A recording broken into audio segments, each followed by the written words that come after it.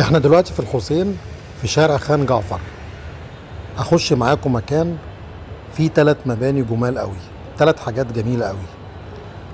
اول حاجة المبنى اللي احنا شايفينه ده تقريبا اقدم فندق في منطقة الحسين في شارع خان جعفر، فندق الصفا والمروة. الفندق ده اتبنى سنة 1901، يعني عمره تقريبا اكتر من 120 سنة. الفندق ده مبني على الطراز الاوروبي، بلكوناته والمباني على الطراز الأوروبي الإيطالي والفرنسي.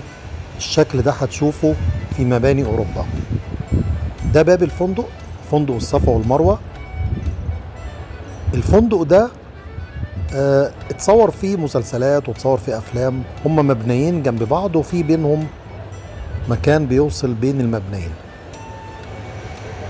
الحاجة التانية بقى اللي هنشوفها المبنى اللي هو موجود قدام الفندق، اللي هي مطبعة أحمد الحلبي أو مطبعة البابي الحلبي. المطبعة دي اللي بناها واحد سوري اسمه الشيخ أحمد الحلبي.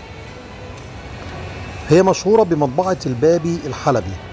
الراجل ده بنى المطبعة ديت سنة 1859، يعني في النص الثاني من القرن ال19، وهي مخصصة طبعا لطباعة الكتب الدينية زي التفسير والسيرة وأمهات الكتب اللي كانت موجودة في القاهرة في النهضة العلمية اللي بدأت بعد عصر إسماعيل.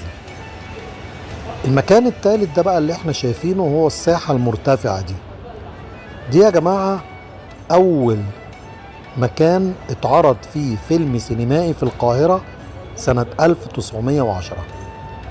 المكان اللي أنا واقف فيه دلوقتي دي سينما الكلوب المصري، ويمكن نجيب محفوظ اتكلم عنها وقال إن أنا أول فيلم لشارلي شابلن دخلته هنا.